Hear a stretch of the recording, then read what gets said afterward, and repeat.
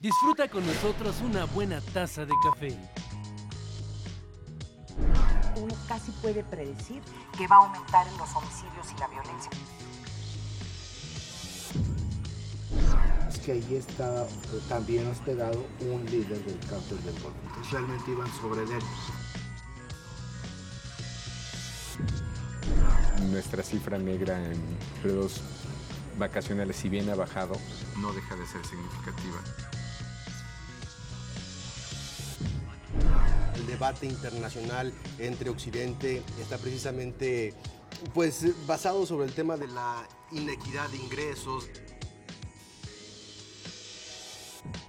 El mejor debate y un sofisticado análisis, con la información de primera mano, la degustamos con una buena taza del primer café.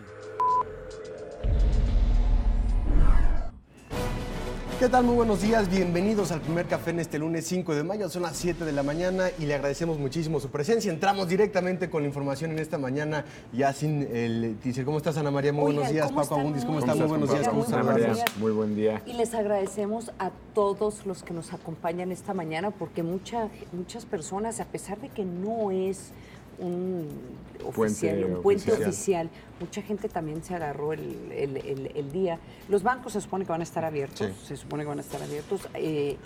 pero eso sí, todas las escuelas, bueno, con algunas excepciones. De hecho, mi hija está en la escuela en este momento, muy enojada, por cierto. Debería haber un nuevo derecho, el derecho a escoger tu efeméride. Y entonces en función de la que tú escojas, decides ese día no trabajar. Yo voy a decir algo, es una gran idea. Yo voy a decir algo muy controversial, pero insisto, ¿a quién se le ocurrió que es una buena decisión que los niños falten casi 3 semanas de escuela? Estaban seguidas, estaban 2 semanas de Semana Santa. Regresaron por 2 días, lunes, martes, miércoles, Día del Niño. O sea, ¿cuántas escuelas tienen clases ese día? Jueves, feriado, muchos se agarraron el viernes. De hecho, en unos tweets que nos están mandando el viernes, nos decían los maestros, aquí estamos, pero nadie nos está mandando, los estudiantes. Y ahora lunes, ¿a quién se le ocurrió? Ese es mi comentario del día. Tiene 2 lecturas tu comentario, María. ¿Como mamá o estás preocupada por la educación de los niños? Las dos cosas, o sea, como mamá, en verdad, mamás que trabajan, esto es un desastre. O sea, y yo no estoy diciendo que deben de ser niñeras los maestros, pero uno tiene que organizar su trabajo alrededor de su capacidad. Sí, las vacaciones no son vacaciones para los papás. Pero ¿quién se le ocurrió que casi 3 semanas sin que vayan a clases es bueno para los niños? Ah, sí, es bueno para los maestros, qué bueno que la disfruten, pero para los niños, o sea, ¿quién se le ocurre? Ya. Se le quitó lo enojada. Creo que vamos por el reclamo de una madre. Yo oigo ahí atrás un discurso, ¿no? De una mañana difícil. Entre los resultados de una PISA mañana difícil. No, ya empecemos con las notas. Feliz cumpleaños, PRD, 25 años, aniversario número 25. Algunos pensaron que no iban a llegar a este aniversario y eso es lo que, con eso vamos a iniciar el PAI informativo de esta mañana. Alguien dirá que no llegaron completos, ¿no? Sí, oye, ese es muy bueno. Ese es muy bueno. O sea, que están llegando como de a pedacitos. No todos. O llegaron no sin la parte que corresponde a Morena, que no es un tema menor. Pero, pues a lo mejor, a lo mejor Morena es Morena. O sea, a lo mejor, ¿por qué debemos esperar que la izquierda va a ser única y que no se iba a dividir? La izquierda en todas partes del mundo, yo reconozco, nos dividimos, nos peleamos, tratamos de que en los momentos claves se una la izquierda, pero en este caso, pues a lo mejor le tocaba a Morena separarse más que nada por Andrés Manuel López Obrador, no por otra cosa, no porque hay una gran diferencia, se supone, intelectual o de disciplina entre lo que cree Morena y el PRD, pero pues el PRD cumple hoy 25 años y la gran interrogante es si va a estar ahí Andrés Manuel López Obrador. No creo. Sí, ahí creo que el análisis de aquí a 2015 va a ser cómo van a llegar a las elecciones y qué tan de acuerdo se van a poner en algunas candidaturas. Y López Obrador como el líder electoralmente más importante del PRD, fuera del PRD. Sí. Y hablando de números y precisamente el tema electoral, en las próximas elecciones, la división en la que llega hoy la izquierda y los diferentes grupos, pues será un factor, y precisamente por eso no va Andrés Manuel López Obrador al aniversario del PRD, porque ya es otro partido, es un partido que le quita votos inclusive al PRD, por lo menos en estas próximas elecciones, hasta que se pueda conjuntar con otros partidos. Y Andrés Manuel dijo, si estoy vivo, voy a ser candidato a la presidencia, que fue, me pareció un comentario muy interesante. O sea, ya estamos hablando de una izquierda que va a tener que empezar a negociar si es que van a entrar como una izquierda unida, que pues se ve muy difícil en este momento. Por ley tienen que ir en 2015 como, no pueden, como ¿verdad? partido. No, estoy hablando del 2018. Ah, 2018, sí, claro. de la presidencia. Claro. Sí. Oiga, en segundo lugar está este tema de lo que está pasando en el Congreso, toda la discusión de cómo se van a llevar a cabo las leyes secundarias. Va a ser, yo creo que el tema de la semana, la urgencia de sacar la ley secundaria que tiene que ver con las reformas político-electorales, muy interesante. Y sí, ya hay muchísima urgencia, muchísima preocupación de que si no se aprueba en las siguientes 2 semanas podría haber un impacto en el 2015. Y hay un ligero cambio en el discurso de los propios legisladores. Sí.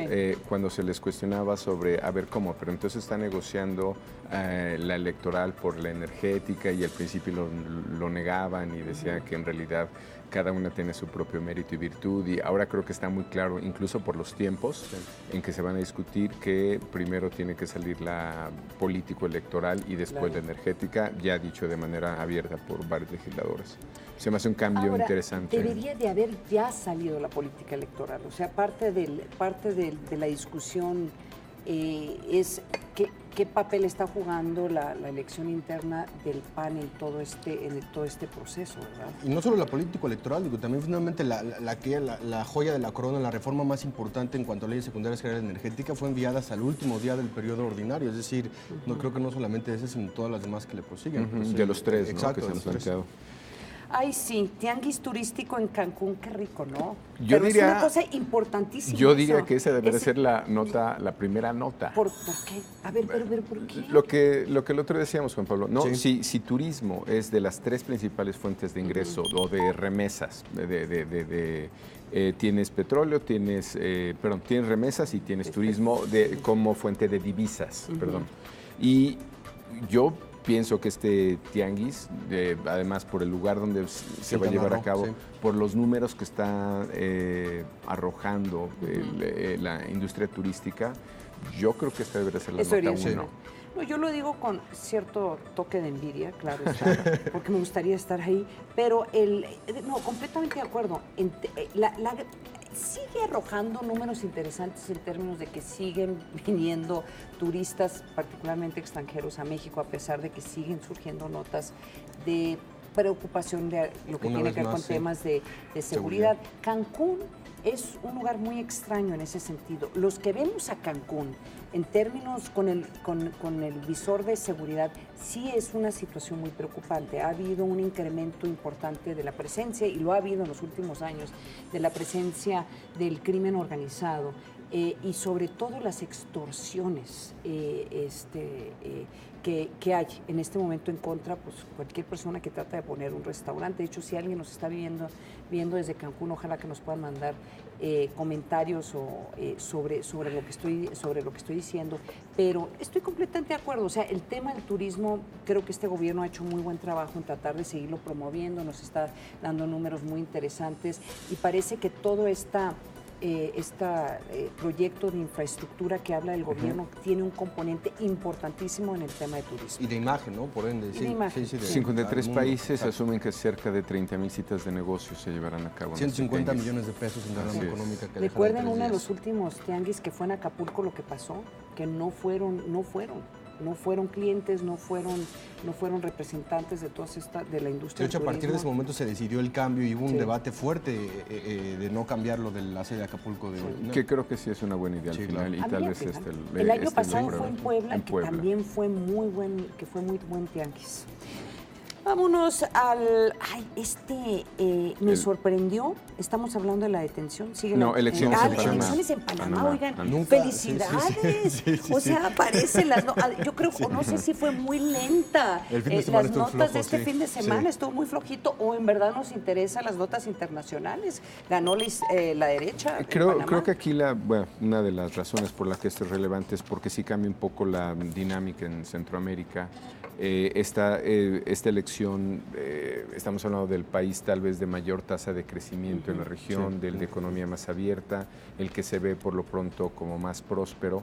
Uno que podría pronto llegar a tener las condiciones de Costa Rica. Ellos se quejan un poco de que ya no están recibiendo ayuda internacional, de que ya no están recibiendo ayuda de cooperación, pero ciertamente esta es una de las economías en Centroamérica más importantes, y en términos de geopolítica, porque no podemos dejar de verlo así, sí implica una, pues, sin una contención, algo que es el primer contacto de Venezuela con Centroamérica, ¿no? Donde Venezuela ha entrado básicamente con su Banco Centroamericano. Paco, se te olvidó lo más importante.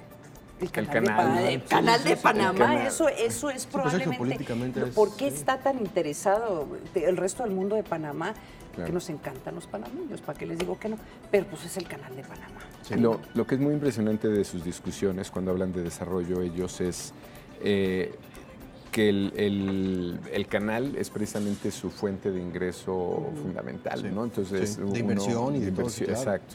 Entonces sí es muy impresionante cómo de este tema que acabas de hablar es de lo que ellos hacen, pues prácticamente toda su economía, ¿no? Oigan, y el último, que esto sí a mí sí me sorprendió, yo a lo mejor algunas personas lo estaban esperando, pero fue la detención de Luis Armando Reynoso Femat, el exgobernador de Aguascalientes, y tarracatás, lo agarran saliendo de una corrida de toros. Y dicen, ¿sabes qué? Vámonos, ahora sí, que hay un debate. Él dice que es una investigación, es un proceso netamente político. El gobierno de Aguascalientes, que es un gobierno priista, Femat pues es panista, pero hay que recordarle al auditorio que lo echaron del PAN. ¿Se acuerdan que lo echaron del PAN porque estaba apoyando a candidatos priistas, de hecho? Pero el tribunal salió a decir, no, sigue siendo panista. Entonces él sigue siendo panista, pero pues tiene una investigación por un supuesto fraude de 26 millones de pesos, que es mucho dinero, pero en el contexto de lo que se roban los políticos en este país, 26 millones, estamos hablando casi 2 millones de dólares. Pues, sí, comparado con las acusaciones de otros gobernadores de Tabasco y demás, sí, claro, sí, los números no son... Y el mecanismo que se está explicando, ¿no? Que es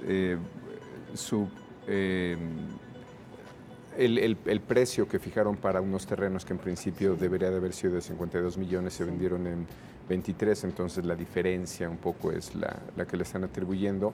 Entonces esta subvaluación de esos terrenos no es que sea cuestionable, pero ya entra un tema de criterio. Y antes de esto, el escándalo era por un instrumento de equipo médico. Entonces, hay dos posibles explicaciones. Si le quitas la variable política, ¿no? O no tienen suficientes elementos, ¿no? Pero los elementos con los que cuentan ahora, comparado con los casos que están mencionando, suenan... Sí, o sea, en cuestión de cifras, de cantidades. Ahora, si robó dinero, adelante. Pero el tema es que no vaya a ser este otro proceso que termine siendo un proceso en donde no hay las pruebas suficientes o daría a entender que es un proceso netamente político. Yo me llevo de todas las portadas una recomendación para los americanistas y los que le van al Cruz Azul. No vean el periódico de hoy, no vean las portadas de hoy. Así se los digo, te lo estoy diciendo a ti, Marianito. O sea, directa y personalmente. Directamente aquí a nuestros amigos de producción. Horrible, ¿eh?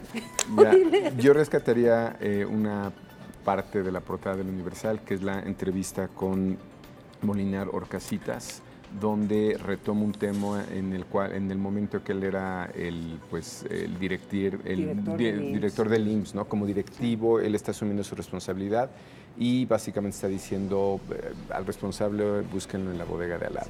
Que es una discusión que no se ha acabado. Irreconocible, Orcasitas. Fácilmente perdió la mitad de peso y barba y demás. Y barba, está irreconocible. Pues ahí están las portadas del día y lo que tiene el PAI de la agencia Intelite con respecto al que cubren los medios de comunicación el día de hoy a nivel nacional e internacional. Son las 7:15 de la mañana, vamos un corte aquí en el primer café y regresamos con mucho más. Escríbanos a las redes sociales, @msalazar, @paco_abundis, @juanpadeleo. Corte, regresamos. No, está muy bueno.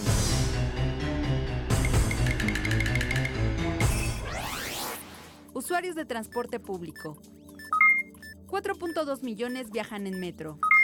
750,000 utilizan el RTP. 1.1 millones de usuarios de taxis.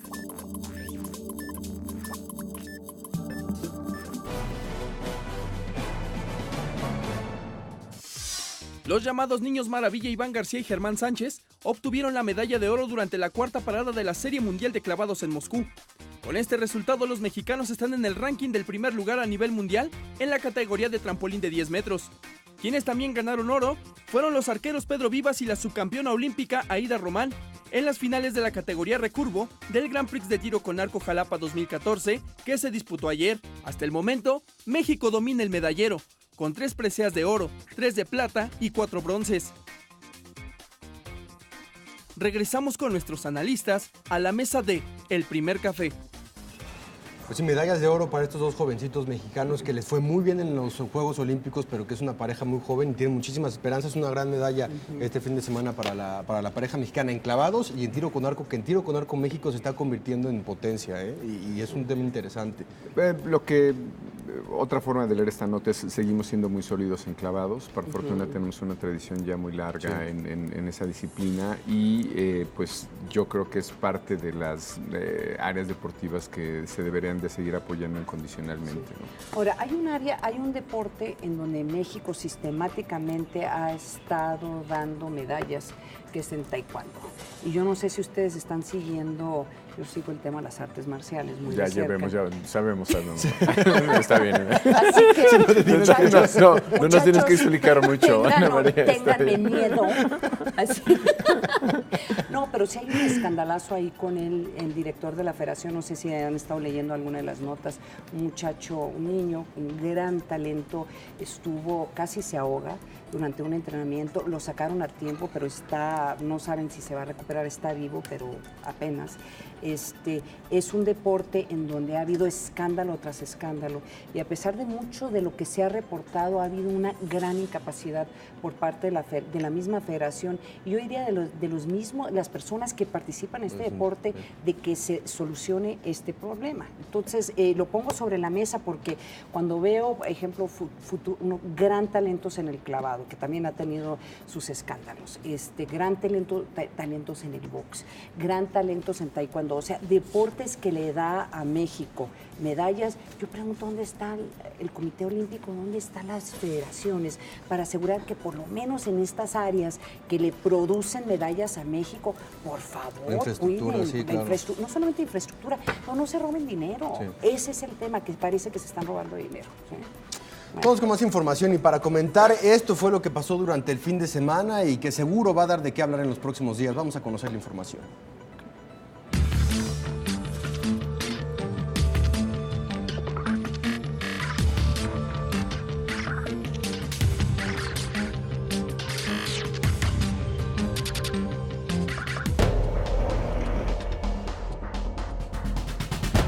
Fue detenido el exgobernador de Aguascalientes, Luis Armando Reynoso Femat. Elementos de la Procuraduría de Justicia del Estado lo interceptaron a su salida de la Feria Nacional de San Marcos. Posteriormente fue llevado a la agencia del Ministerio Público. Horas más tarde, se le trasladó al Cerezo de Aguascalientes. Ayer le fue realizada una audiencia pública donde se reservó su derecho a declarar. Femat es acusado del delito de peculado por la compra de 2 terrenos a sobreprecio durante su administración. La Procuraduría Estatal informó que el exgobernador tiene por lo menos 5 procedimientos penales abiertos en su contra y señaló que podría enfrentar el proceso en libertad mediante el pago de una fianza. Nosotros lo que estamos pidiendo es que se le fije una fianza de acuerdo al monto del perjuicio causado al Estado, que es de aproximadamente 27 millones de pesos.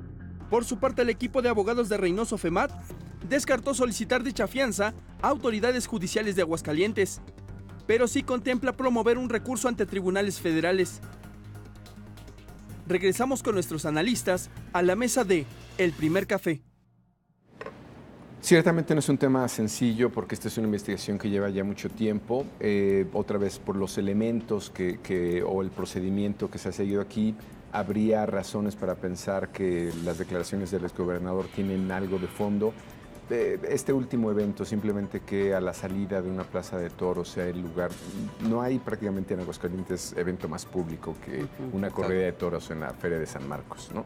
Entonces sí, y en principio esta es una segunda acusación, la que le precede otra vez no suena tan seria, como es robo de equipo médico. Cuando eres gobernador, creo que esa no parece una acusación muy sólida. Esta parece un poco más grave. Como vimos en el reportaje, tiene otras 3 abiertas, otras 3, 4 abiertas, además de estas 2. Yo creo que es difícil juzgar sin más elementos, y otra vez previniendo, no hagamos juicio mediático. Claro, ¿no? claro. Yo creo que sigue la investigación y veremos qué determinan las autoridades. Uno empieza a sospechar cuando hacen este tipo de arrestos tan públicos. Eso es, más allá de que haya suficiente pruebas o no, el que lo estén haciendo así es para enviar un mensaje político, no sé cuál. Hay que recordar que este exgobernador de Aguascalientes, pues nadie lo protege, no lo protege, Exacto. no lo protege el PRI, a pesar de que ayudó al PRI durante las campañas. No lo protege el PAN, obviamente, porque lo echaron del PAN y tuvo que venir un tribunal para decir, perdón, señores panistas, no pueden así de buenas a primeras echar a un miembro de su partido. Entonces, técnicamente es panista, pero se ve que es un político que nadie protege. Eso no implica de que lo persigan de esta forma si es que no hay pruebas. Y de nuevo, insisto, si hay pruebas, si se robó 100 pesos, pues que se persiga por los 100 pesos. Pero sí empieza uno como que a sospechar la forma en que lo está manejando el gobierno de Aguascalientes, porque esta es una investigación del gobierno de Aguascalientes, y uno empieza a sospechar que más allá de que existan pruebas o no, no hay que poner a un lado el contexto político. Así es. Creo que tenemos que actualizarnos en el tema de Ucrania. Sí. Creo que los últimos eventos dan para ello. Hubo un grupo de prorrusos que estaban en una prisión, en una cárcel, en una de las provincias de Ucrania. Ahora con algunos mapas tal vez vamos a ayudar a dimensionar este problema, pero sí es grave que pues prácticamente una turba fue y los liberó. Sí, claro. Es un cuestionamiento sobre el gobierno propiamente, ¿no? Parece que aquí nuestro equipo nos armó este fin de semana una nota informativa. Veamos. Esto fue en Crimea, ¿no?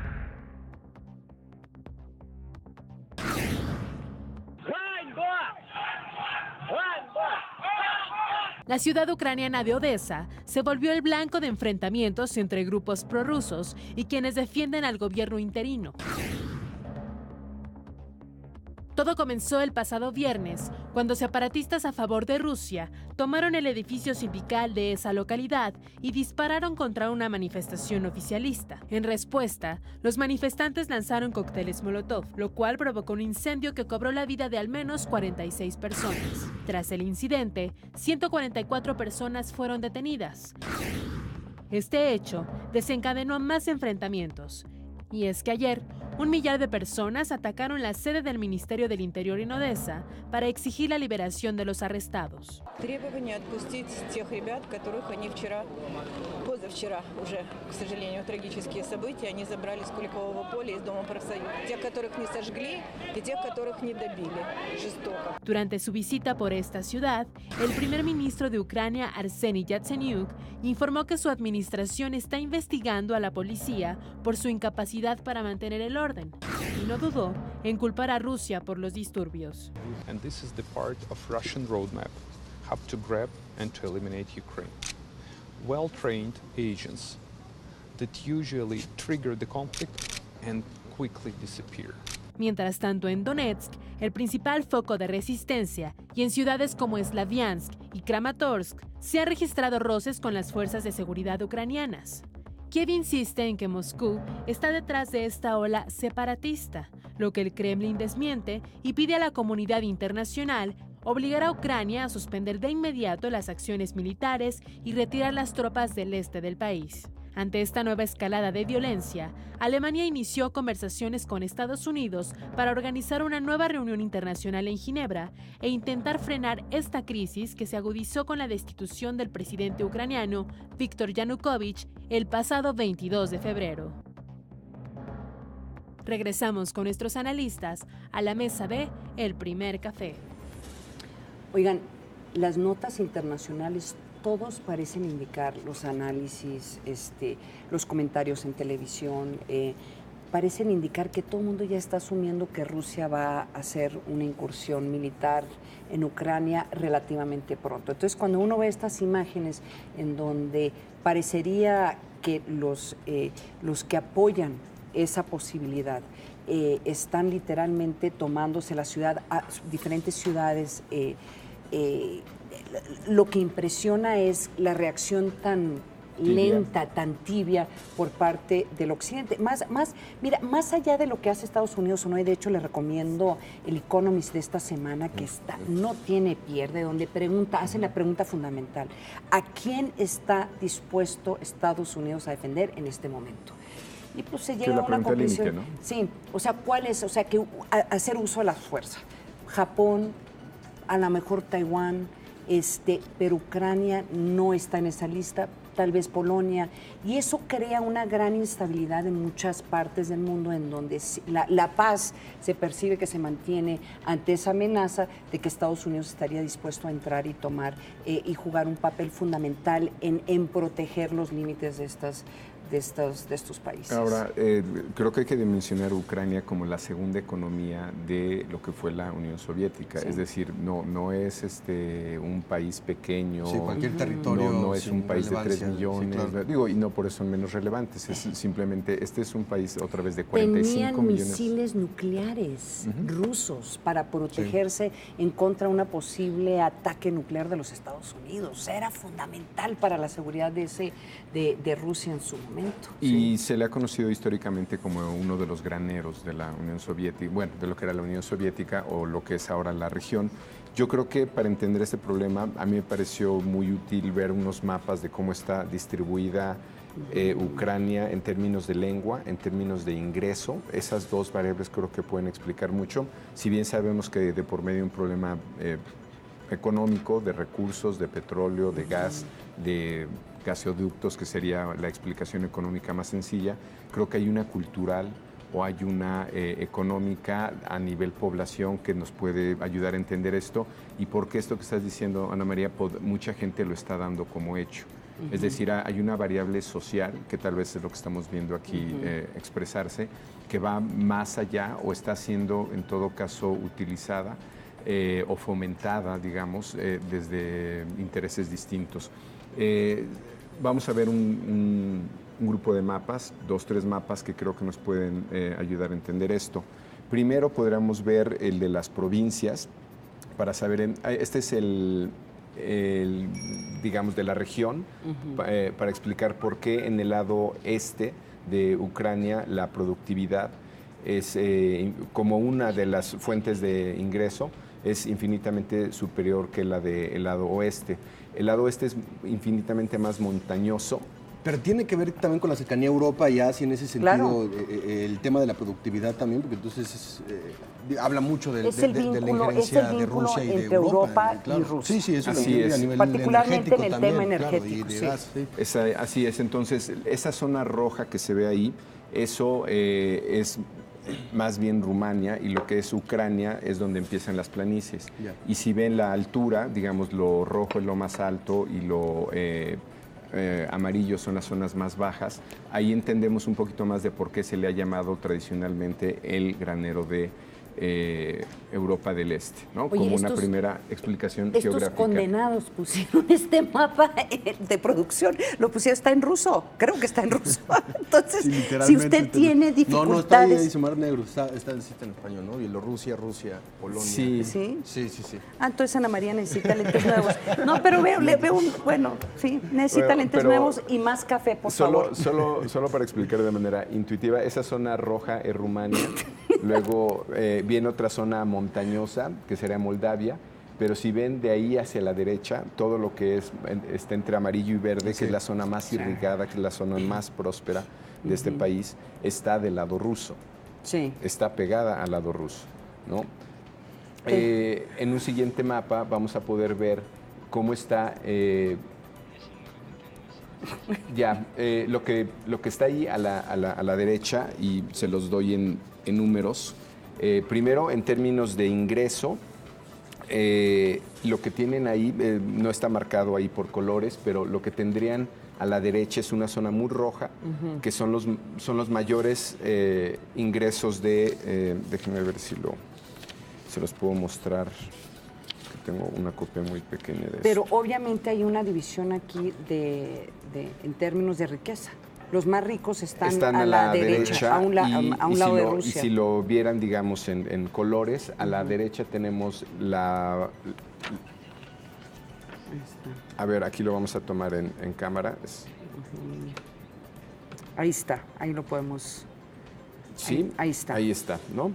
A la derecha tienen el mayor ingreso de todo el país, entre más roja la zona, mayor ingreso, conforme se va decolorando hasta el amarillo más intenso, que hay una zona ahí, digamos, a la izquierda, en lo que sería Ucrania occidental. Creo que este mapa de manera intuitiva nos deja ver cuáles son las zonas prósperas y cómo está el ingreso de la región. Vean Crimea, que es ese como península que está abajo. Creo que esto nos da una idea también de que este conflicto nuevamente va más allá de lo que sería simplemente intereses económicos. Hay una base social para esto. Y voy nada más al de lengua, ¿no? Si lo podemos tomar. Hay regiones que hablan ruso en 92%, otras en 84%, luego tenemos unas en 59%, pero donde está pasando todos los movimientos es ese 92.7% de ruso. Luego el sur, que bueno, ya incluye Crimea, es 84.5%, y lo que sería el este y el centro, 59.3%.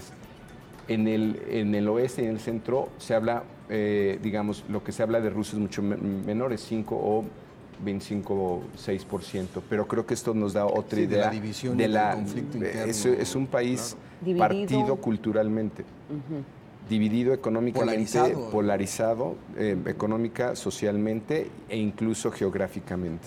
Creo que esto nos daría alguna explicación de tal vez por qué mucha gente está dando por hecho que esto podría ser, como fue buena parte fue muchos años parte de la Unión Soviética, pues se asume ahora de manera natural que hay una base social ahí adentro, ¿no? Mira, te digo, aquí el tema es que tiene que ver con la energía, ¿sí? Y Europa depende de la energía que manda Rusia mediante Ucrania. Y eso lo saben muy bien los rusos. Entonces, los europeos en este mano, muy pocos van a levantar la mano para decir a Estados Unidos, porque a final de cuentas le piden a Estados Unidos que mediante el OTAN haya sino una intervención militar, por lo menos empezar a poner tropas en una forma importante en las diferentes fronteras.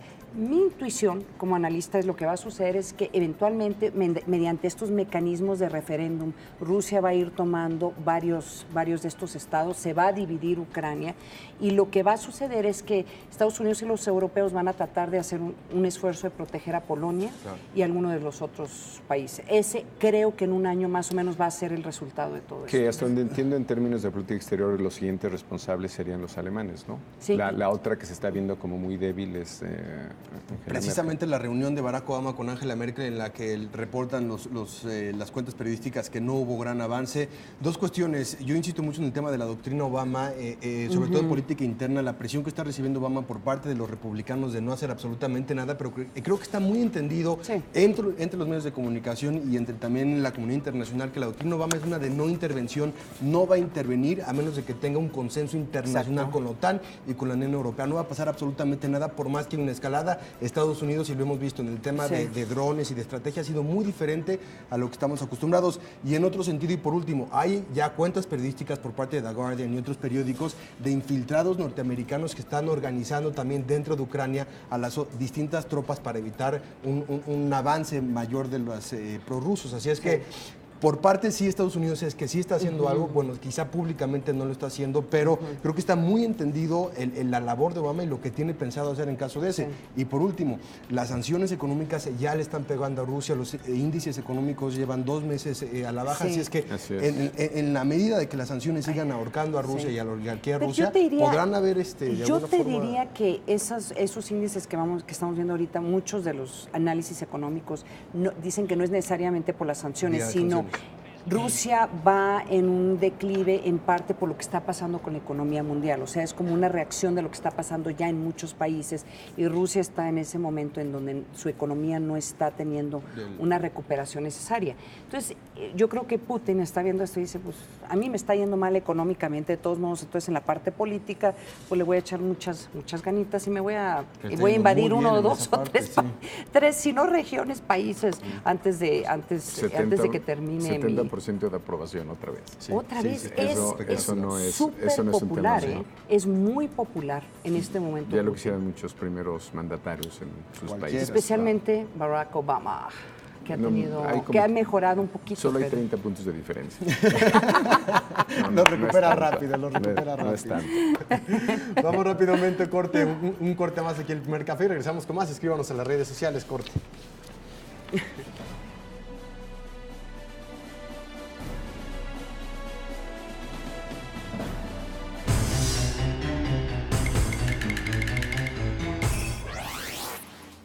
Sistema de apoyo vial. 172 cámaras de video. 20 tableros electrónicos. 3.076 intersecciones semaforizadas.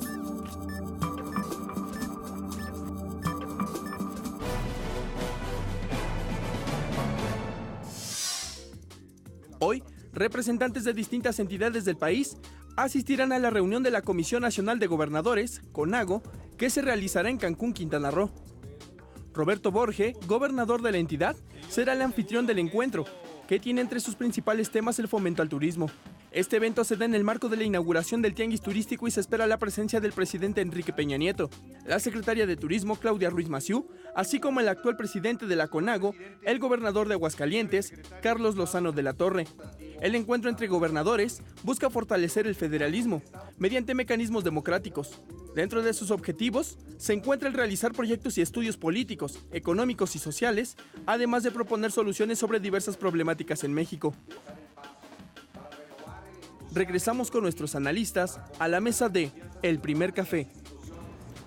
Y no podía faltar en la mesa del Primer Café la opinión de nuestro querido amigo Raimundo Riva Palacio.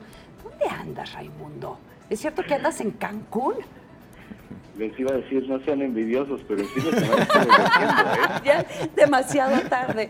Cuéntanos, estás ahí cerca de esta reunión de la CONAGO. ¿Qué estás escuchando en términos de cuáles van a ser los temas fundamentales? Y después nos cuentas ahí los trascendidos, los chismes.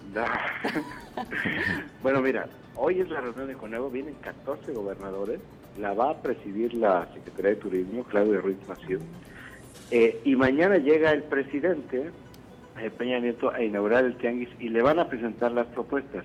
Un poco qué es lo que están aquí platicando. Digamos, la parte oficial es pues que puedan hablar y proponerle al presidente mayor infraestructura, mayor promoción.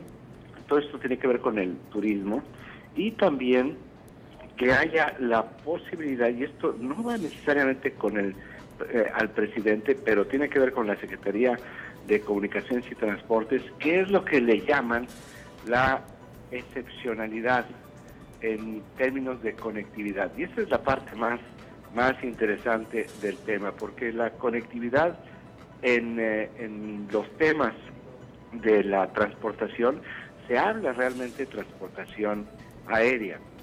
Y la convención aérea que predomina en el mundo, que es vigente en el mundo, es la de Chicago de 1944, Pues estamos hablando de una convención que tiene casi 60 años, que tiene más o menos 10 artículos, de los cuales 4 funcionan plenamente y que es fundamental para el desarrollo. ¿Qué tiene que ver? Para el desarrollo turístico y económico de no nada más la península de Yucatán, sino todo el sector del turismo, inclusive en Centroamérica. ¿Y qué tiene que ver con eso? La posibilidad de que, por ejemplo, en casos de excepción, donde por ejemplo, la convención establece que las rutas turísticas son para 3 aerolíneas. Entonces, nadie más puede entrar a trabajar en esas rutas.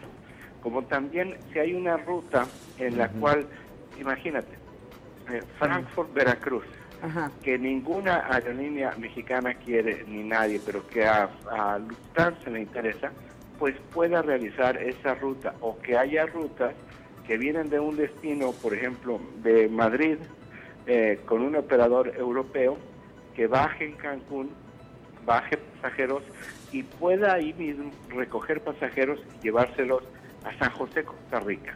Bueno, todo esto que le estoy señalando tiene que ver con la posibilidad de impulsar estas nuevas rutas bajo criterios de excepcionalidad, es decir, donde ninguna otra línea le interese la ruta o ni siquiera lo esté planteando o jamás lo haya pensado.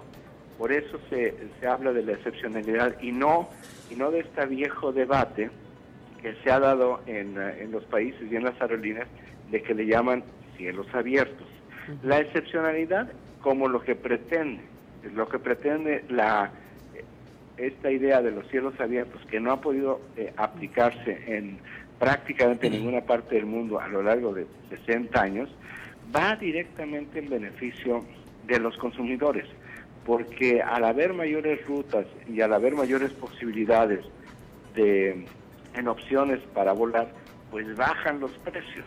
Comprenderán que el término de la excepcionalidad no es muy bien favorecido por las aerolíneas de todo el mundo, y que hablar en un país como México de cielos abiertos, pues es como declararle la guerra a las aerolíneas, lo que por eso ni siquiera llegan al extremo de hablar de cielos, llegan al punto de hablar de cielos abiertos, sino que hablan, y eso es lo que les gustaría que se propusiera, y que el gobierno federal apoyara la excepcionalidad, al menos en el caso mexicano, y que ya empiecen a costar menos los boletos de aviación. Ray, sé que dijiste eso de la lluvia para que no nos dé envidia, pero seguramente aún así fuiste a la playa. Pues ¿qué crees? No. Pues castigo, no vayas a la playa. Es que de veras no sabes la envidia que tenemos, ¿eh? Odio la playa. No me gusta la playa, no me gusta el calor, no me gusta el sol, soy un amargado. Oye, Ray, en este tema, ¿tú no crees que es una discusión particularmente importante para nuestro país ahora que nos quedamos pues sin una línea que era la principal competidora de la que tendrá hoy la dominancia como Aeroméxico? El no tener Mexicana creo que ha generado un problema de precios que varios hemos resentido, y esta excepcionalidad de la cual hablas podría ser particularmente importante para nosotros ahora, ¿no? No, totalmente, pero va mucho más allá de las aerolíneas mexicanas, ¿eh? No es ojalá y fuera un asunto únicamente mexicano, porque estaría reducido y entonces pues las dificultades y los obstáculos serían menos complicados. No, es un problema internacional. Bueno, ni locas las 3 aerolíneas estadounidenses que tienen la ruta, digamos, no es exacta, pero que tienen la ruta Houston-Cancún, que quieran que otra más se meta en esa ruta, ¿verdad? O sea, no es un problema de solamente aerolíneas mexicanas, como tampoco es un problema único de aerolíneas, de México con sus diferentes destinos. Es un problema que sí se viene arrastrando en el mundo, que sí ha sido motivo de muchísimas de muchísimo debate, de muchas negociaciones y también de muchísimas presiones de la industria de la aviación comercial en el mundo. Pero definitivamente, si esto se empezara a dar, como en algunos países en Asia, pienso en Nueva Zelanda, que va muy avanzado en ese sentido, se pudiera caminar en ese sentido, pues los consumidores y los precios tendrían un impacto hacia la baja. También, y eso es lo que las aerolíneas no quieren, porque ha sucedido particularmente en Europa, pues sería la muerte de las aerolíneas más, si no más débiles, aquellas que nacieron con el propósito central de lucrar en las condiciones, de lucrar rápidamente con las condiciones prevalentes en la industria. Pero sí es un tema muy delicado, porque aquí la semántica es fundamental en términos de si se incendia o no la discusión con las aerolíneas, y también si el gobierno, a través de la Secretaría de Comunicaciones y Transportes, que oficial y públicamente dice, pues caminemos hacia este tipo de excepcionalidades, si en verdad actúa por debajo de la mesa de acuerdo a la búsqueda de excepcionalidades, o simplemente está en la lógica de las aerolíneas comerciales. Por eso, esto que estoy mencionando, esto no va a aparecer en los medios de comunicación.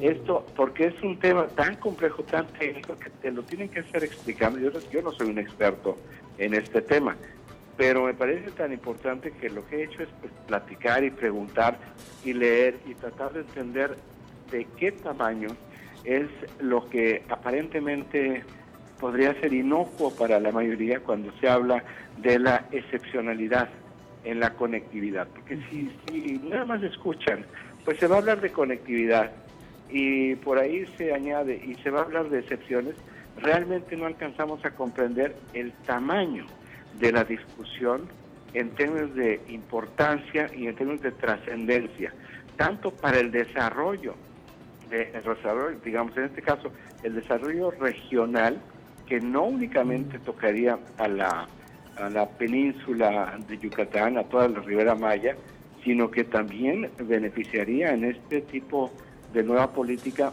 a Centroamérica, indiscutiblemente.